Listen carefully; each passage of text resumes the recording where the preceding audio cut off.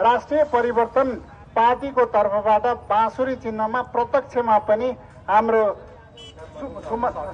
सबिन चामलिङ भाइ उठ्नु भएको छ। उहाँलाई अत्याधिक मतले जिताइदिनु हुन हार्दिक अनुरोध गर्दछु।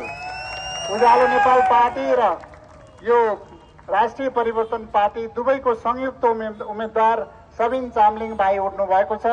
यहाँहरूले अत्याधिक मतले जिताइदिनुहुन्छ भन्ने म विश्वास व्यक्त गर्न चाहन्छु।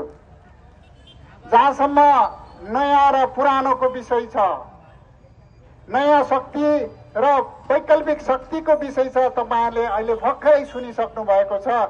जेनजी आन्दोलनबाट स्थापित र जेनजीहरूको पार्टी राष्ट्रिय परिवर्तन पार्टी, जसले खुट्टा गुमाउनु भएको छ।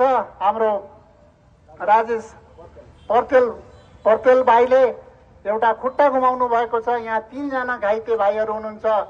कसैले आफ्नो अमूल्य अङ्गहरू गुमाउनु भएको छ, कतै घाइते हुनुभएको छ, कोही शहीद हुनुभएको छ। उहाँहरूले चाहिँ गठन गर्नुभएको पार्टी र उज्यालो नेपाल पार्टीले जुन हिसाबले आज यो चुनावी मैदानमा आएको छ, नेपालको समृद्धिको लागि, नेपालबाट भ्रष्टाचार मुक्त गर्नको लागि र नेपालमा चाहिँ यो रोजगारी सृजना गरेर नेपालमै युवाहरूलाई चाहिँ बस्ने वातावरण बनाउनको लागि हामी आएका छौं।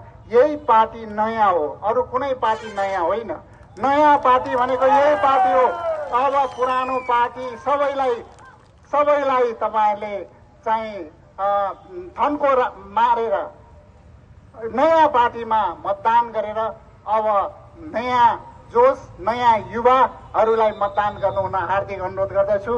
अब यो नयाँ पार्टीले नेपालको समृद्धि, नेपालमा भ्रष्टाचार मुक्त देश बनाउन अगाडि बढ्नेछ। तपाईहरुले धेरै पटक सुन्नुभयो, धेरै पटक देख्नुभयो। हामीले लोड सेडिङ अन्त्य गर्यौं।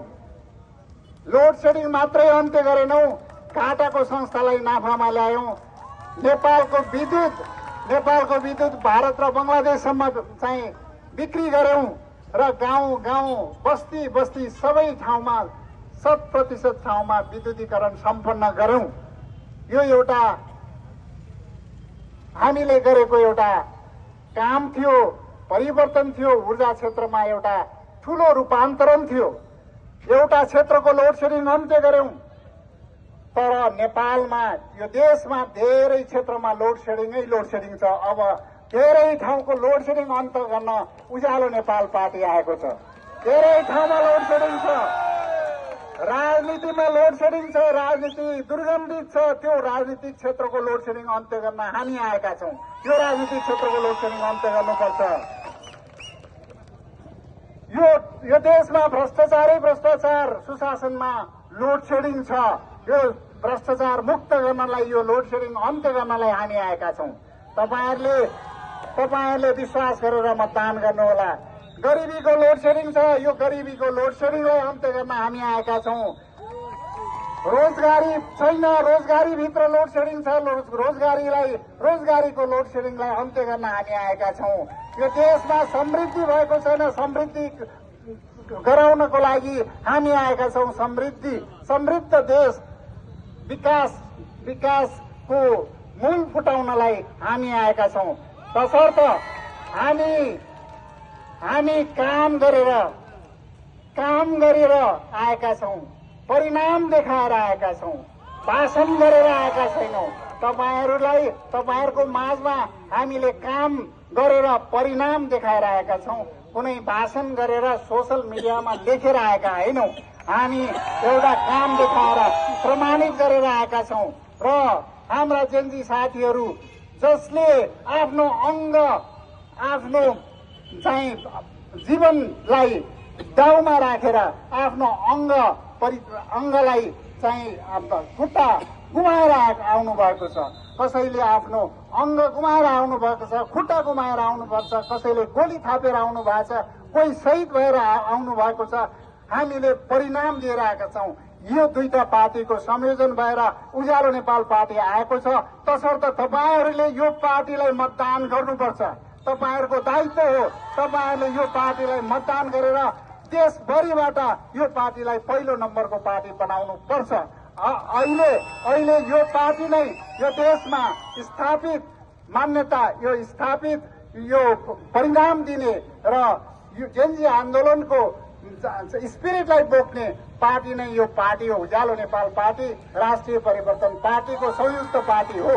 त्यसर्थ तपाईहरुले यो पार्टीको सम्पूर्ण हाम्रा उम्मेदवार साथीहरूलाई प्रत्यक्ष र समानुपातिक दुईटै का उम्मेदवार साथीहरूलाई बढीभन्दा बढी मत दिएर अत्याधिक मतले विजयी गराउनु हुन म हार्दिक अनुरोध गर्दछु। तपाईहरुले धेरै समय वर्षौं अघि भन्नुभयो बाउ पुस्तादेखि नाति पुस्तासम्म एउटै व्यक्तिलाई धेरै समय मत दिनुभयो, धेरैजनालाई मत दिनुभयो, एउटै पार्टीलाई मत दिनुभयो। अब मत पनि परिवर्तन गर्नुहोस्, पार्टी पनि परिवर्तन गर्नुहोस्, नभए तपाईहरुको भविष्य चाहिँ नेपाली जनताको भविष्य तपाईहरुको चाहिँ सन्ततिको भविष्य तपाईहरुले चाहिँ राम्रो देख्न सक्नुहुन्न। तसर्थ आफ्नो भविष्य र एउटा सन्ततिको भविष्य यो देशको भविष्य परिवर्तन गर्नको लागि भविष्य उज्जवल बनाउनको लागि हरेक नेपालीको अनुहारमा उज्यालो छाउनको लागि अब तपाईहरुले भोट पनि परिवर्तन गर्नुहोस्, पार्टी पनि परिवर्तन गर्नुहोस्। यो हाम्रो आग्रह हो र तपाईहरुले हामीलाई पटक पटक विश्वास गर्नुभएको छ। म विद्युत प्राधिकरणदेखि यो 3 महिनाको मन्त्री हुँदासम्म आम नेपाली जनताले मलाई धेरै माया गरेर धेरै ठाउँमा जुलुस निकालेर कुलमान घिसिङको समर्थनमा तपाईहरुले रोडमा सदनमा विभिन्न ठाउँमा र सोशल मिडियामा लेखेर समर्थन गर्नुभएको छ। अब भोट दिएर समर्थन गर्नुहोस्, भोट दिएर समर्थन गर्नुहोस्। यो देशको परिवर्तनको लागि एकपटक हामीलाई विश्वास गर्नुहोस्।